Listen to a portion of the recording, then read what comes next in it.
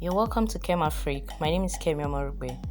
In this video, I'll be showing you how to make a cupped bustier or corset, and we'll be making a Basque corset.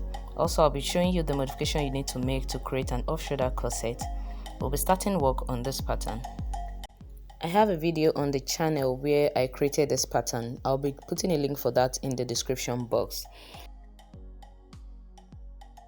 I have the pattern for the front on the left and for the back here on the right, and I created this pattern using my measurements from shoulder to the bust line 10.5 inches, shoulder to the under bust 14 inches, and shoulder to waist of 18 inches.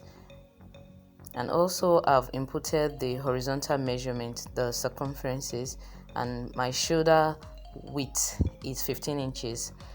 So right now I have to decide on how deep I want the corset neckline to be, and I marked out 6.5 inches for mine. So you can go, I think, anywhere between 6 to 8 inches is okay, depending on how exposed you want your corset to be. Okay, so now I'm just ruling out that line, and that will be the top, that's the highest part of my corset.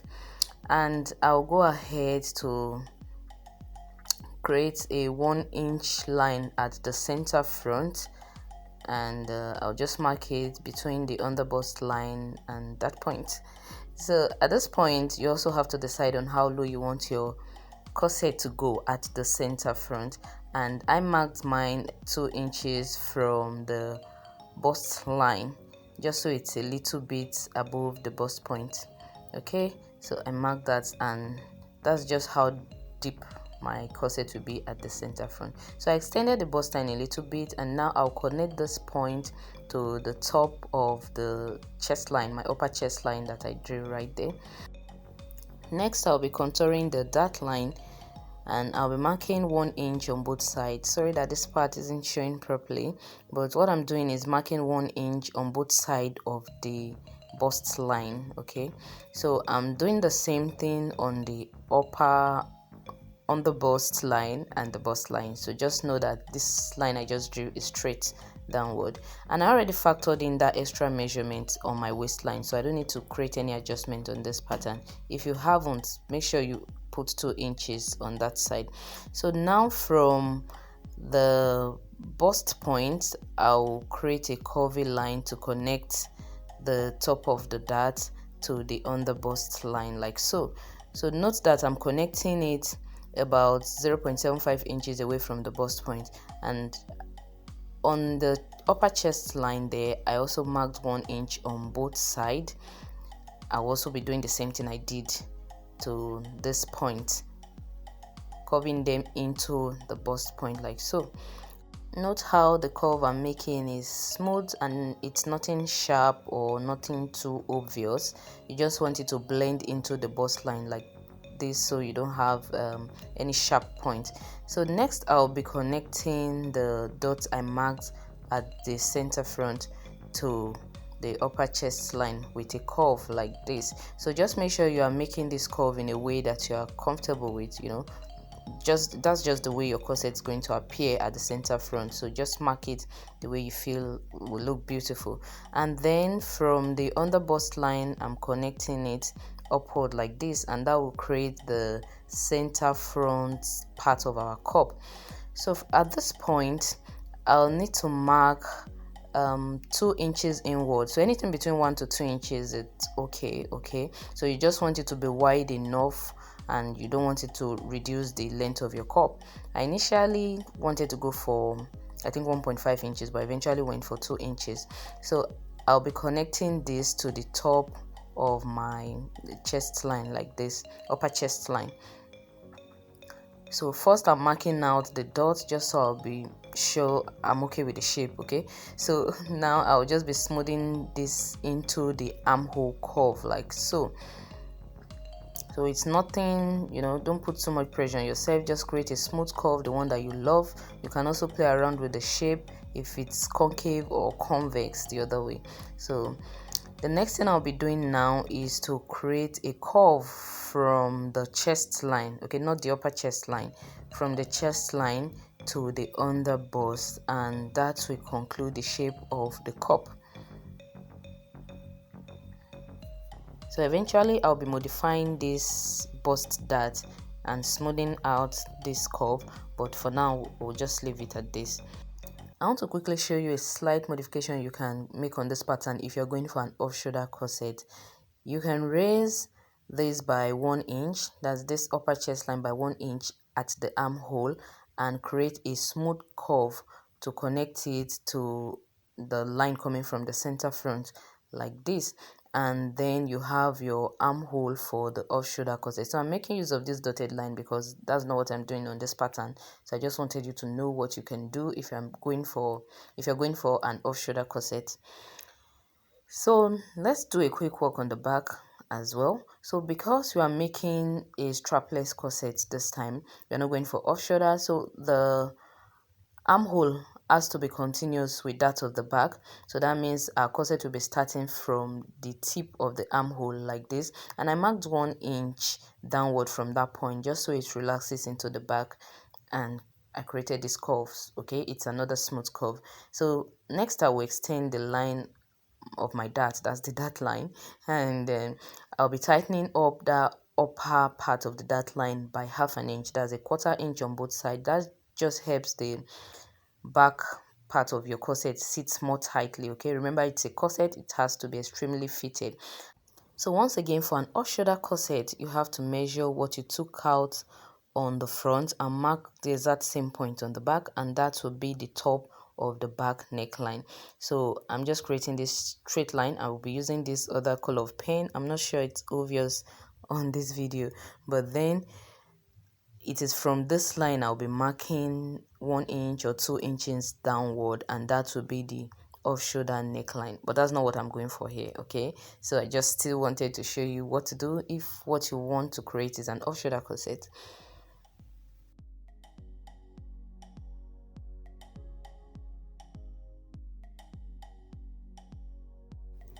The next thing I'll be doing is to tighten the center back region of this pattern, and that just helps the zip sits better along the center back. Okay, so I'll be tightening by 1/2 inch. You can make use of 0.75 or even 1 inch for plus sizes. So I'm just shifting the zip allowance in. This is necessary only if you're adding a zip to your corset. I do this for every outfit I make. Okay, so I've shifted in the zip by 1/2 inch, and here we have our new zip allowance. So because I've taken out 1/2 inch, I don't want to have a shortage, and I'll be adding it back to the side of the back pattern. And if you're going for multiple style lines, okay, you want to create multiple boning channels at the back, actually it's necessary for corset. So that line you just saw there was to allow me add another bone to the back. Okay, so for the front I created just a slight horizontal line in that 1/2 inch part. So if you want a yoke on your corset, this upper part I just touched is actually what will make your yoke at the end of the day. So you're just going to cut that out and use it, place it on any fabric and cut out the yoke.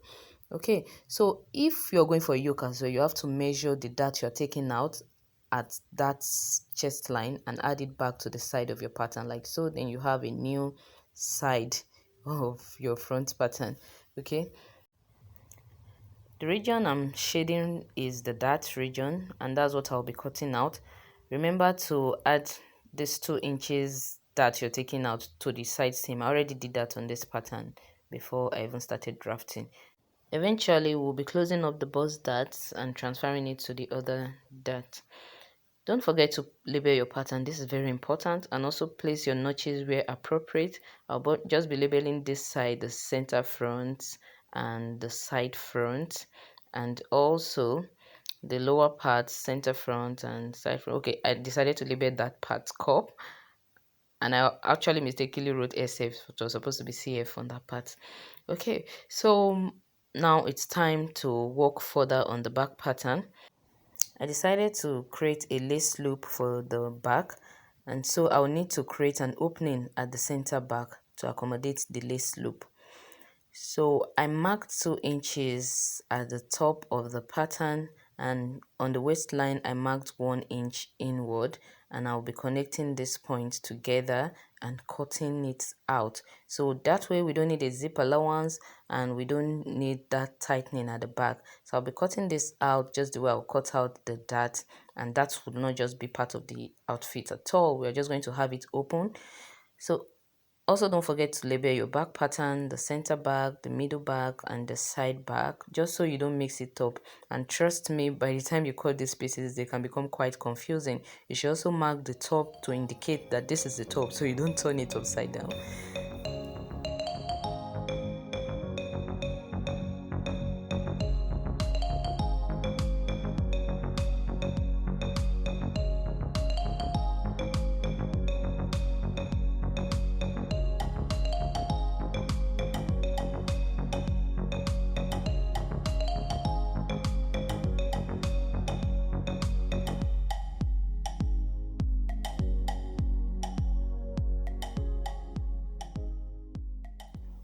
Before cutting out the front pattern, I'll be throwing the dart. So it's just a way of avoiding shortage at the side, okay? So just watch my tutorial on how to create a basic bodice pattern. You just understand this step.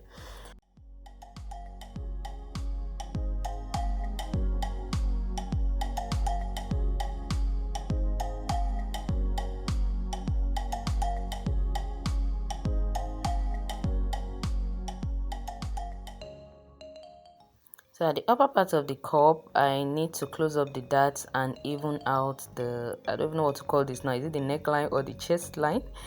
So I've just closed up that upper dart, and I'll be using my pen to mark out the neckline, just so I have a smooth continuous neckline without one side being shorter than the other. I hope you understand what I mean.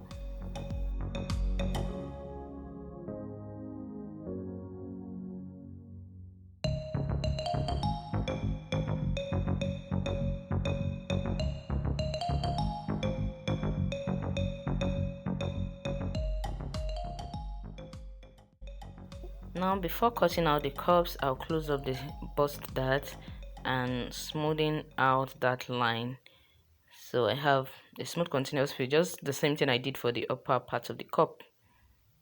And once I'm done, I'll hold that part down with a tape.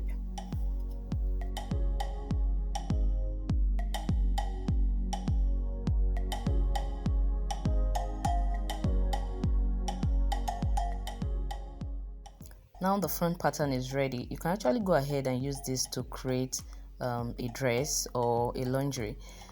But we'll be moving further to create a Basque corset, and I'll show you how to make multiple style lines on this pattern, so that when your corset comes out, you have multiple boning channels and multiple style lines. It just makes it look more beautiful than using this regular one. So first I'll tape these two pieces together, and if you're going for an underbust corset, this singular piece is what you need. You can separate it or create style lines on it, but you don't need the cup part of it. And there you have your underbust corset pattern that will just be continuous with the back. To create a Basque corset, I'll be placing this pattern on another paper. I'm just extending the length of the pattern, and I'll be taping it down for stability. And at this point, you have to decide on how deep you want the Basque corset to go. Okay, so don't go too deep inward, anything between 2.5 to 4. But then I marked 3.5 inches for this. I think a lot of people agree that 3 inches it's a standard depth for that, just so you don't have, it doesn't become uncomfortable at the center front. Okay, so I'll be connecting the side to this 3 inches addition at the center front, and then you have this shape. Next, I'll be playing around the style lines of this corset, and you can basically draw out any line because we have taped these pieces together already, so it's one singular piece and you are free to play around the style lines on your corset. So already I'll be having a boning channel at the center front, and my second boning channel will be from the center front edge, okay, the tip of the Basque corset to the center of the cup. And I just marked like 2 inches again and created another channel, another 2 inches, and I'm creating the third channel for one side of the front. In total, I have 7 bonnet channels for the front and 4 for both sides of the back. You can have more if you wish, but I just think this will do. So don't forget to label these patterns again. It is so important. They look different now, but once you cut them out, you can just begin to turn it around without getting ahead of it.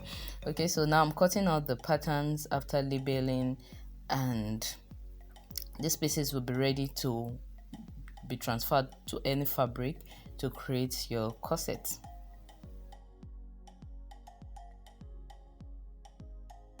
In transferring this to fabric, you have to add 1/2 inch seam allowance on all the side of each piece, because you're going to be sewing these pieces back together and adding your boning for structure. And also along the sides of the cup, you need that allowance. So here we have it. Even though I think I mixed up the back pattern, like I put the center back at the side back and thereabout.